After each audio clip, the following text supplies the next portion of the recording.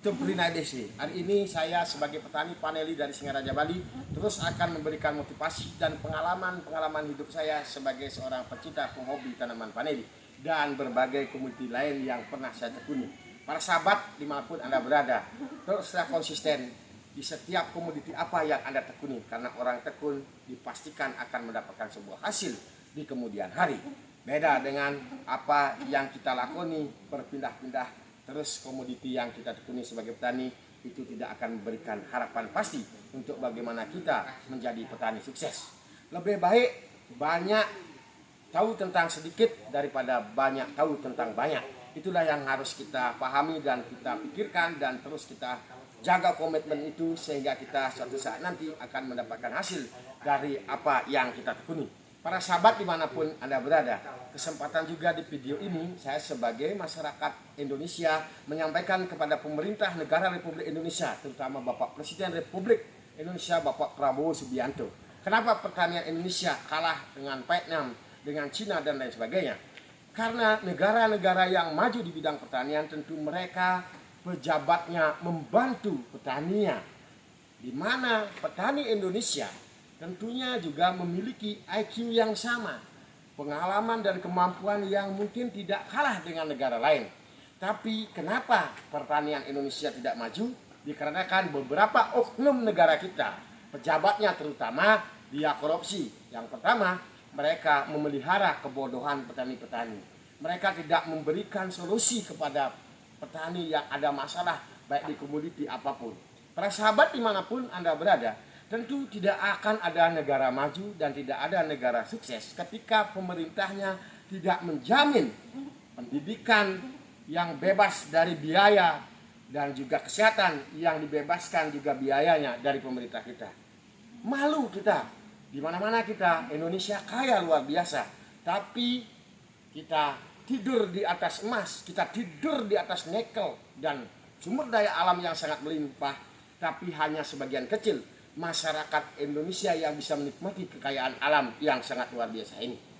Di mana kita letakkan hati nurani Bapak-bapak sekalian dimanapun Anda berada, yang dipercaya oleh rakyat, Anda dijadikan pejabat, Anda dijadikan wakil rakyat.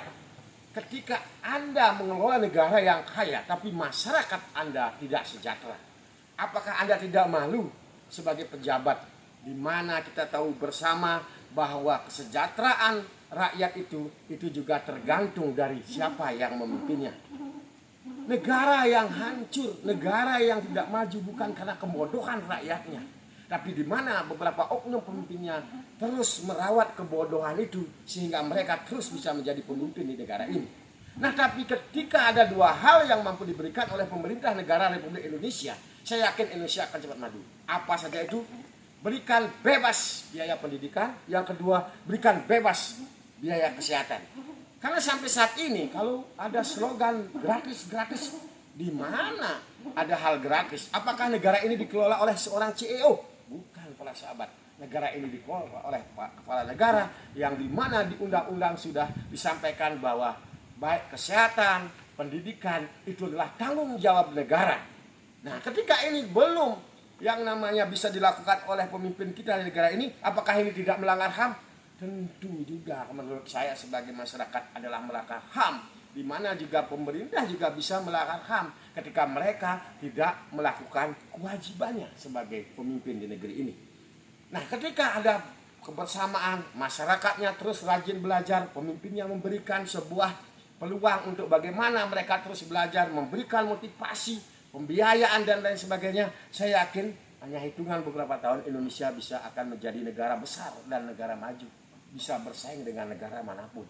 Para sahabat-sahabat petani khususnya, semoga saja apa yang saya sampaikan ini sedikit tidaknya bisa mewakili hati nurani Anda sebagai masyarakat Indonesia yang kaya akan alam dan luar biasa ini. Para sahabat, malu kita tinggal di negara yang kaya, tapi sampai saat ini hanya beberapa oknum yang bisa kaya. Mereka duduk di kursi yang empuk, tapi masyarakatnya kadang juga beratapkan rumah yang bocor. Masih banyak di negara kita. Para sahabat, janganlah kita pernah berhenti menjadi petani, karena petani akan memberikan kontribusi yang tinggi terhadap negara ini. Tidak ada satupun manusia di dunia ini tanpa mengkonsumsi hasil pertanian, apapun itu komoditinya. Karena memang pada saat ini saya menekuni ya paneli teman-teman. Ya, teman-teman bisa padi dan komoditi yang lainnya. Maka 5K saya sampaikan, terus saya gaungkan. Dimanapun kita berada, baik kita jadi karyawan di sebuah hotel atau restoran, baik kita menjadi abdi negara dimanapun, baik prajurit TNI, Polri, Angkatan Laut semuanya, 5K ini kita lakukan, pasti negara kita akan lebih maju. K pertama, teruslah belajar berkomunikasi, karena komunikasi adalah hal pertama yang harus kita miliki. Karena sepintar apapun kita, secerdas apapun kita, tanpa memiliki sebuah ilmu komunikasi yang baik, tidak akan ada merespon ilmu-ilmu baik yang kita miliki. Yang kedua, belajarlah kita membangun sebuah komunitas. Karena dengan komunitaslah kita bisa nanti sharing diskusi ilmu yang kemampuannya akan lebih tinggi dari ilmu-ilmu sebelumnya. Yang ketiga, belajarlah berkolaborasi. Karena kolaborasi ini penting. Nah, contoh yang bisa saya sampaikan, ketika kolaborasi ini ada, maka di sanalah akan ada mata rantai yang memberi materi untuk kita bisa bertahan hidup di muka bumi ini. Tentu yang keempat, jangan lupa teman-teman, belajarlah kita menjadi orang-orang yang memiliki komitmen. Nah, tentu komitmen ini akan bisa kita lakukan ketika kita memiliki sebuah kejujuran. Halo bapak-bapak saya, pejabat-pejabat saya. Ini yang kurang di negara kita, yang namanya kejujuran. Kenapa saya katakan demikian? Karena masih banyak oknum-oknum pejabat kita yang korupsi sampai ratusan triliun. Di mana berapa masyarakat Indonesia yang masih miskin, kekurangan makan, dan pendidikan anak-anaknya pun tidak tercukupi. Tapi sampai saat ini, kepala negara masih dikalahkan oleh kepala keluarga yang ada di negara ini. Kenapa? Karena banyak kepala keluarga mampu menjamin kesehatan anak-anaknya, pendidikan anak-anaknya. Tapi negara sampai saat ini belum mampu memberikan itu sepenuhnya. Tapi kalau beberapa persen sudah, biar saya nanti tidak dibully. Oke, yang keempat yang tadi sudah saya sampaikan, tentu yang kelima akan menciptakanlah yang kelima, yaitu kualitas. Karena segala sesuatu bisa dinilai dari kualitas kita. Kualitas kerja kita tentu akan terlihat dari cara komunikasi kita yang baik.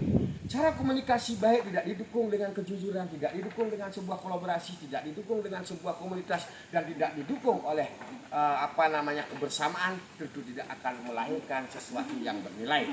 Karena daripada itu, marilah kita terus belajar dari yang tahu dan berbagilah kepada yang belum tahu, para sahabat dimanapun Anda berada.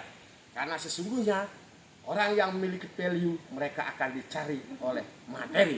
Tapi orang yang hanya bisa melihat perkembangan orang lain, mereka hanya akan selalu menjadi penonton. Sedangkan yang mereka tonton bisa merubah nasibnya. Mau merubah nasib?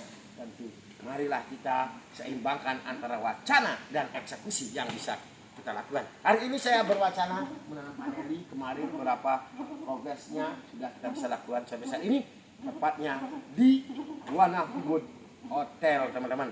Oke, salam rahayu. Apabila ada yang saya sampaikan tidak berkenan, mungkin menyinggung, dan beberapa pejabat juga kepanasan atas kritik saya, silakan. Saya kalau salah harus diluruskan, karena saya akan terus belajar dari kebodohan saya. Saya akan belajar ketika saya melihat, saya akan belajar ketika saya mendengar. Dan ini saya sampaikan karena inilah hati nurani seorang petani paneli dari Singaraja Bali, wilayah DSW Suksema Rahayu.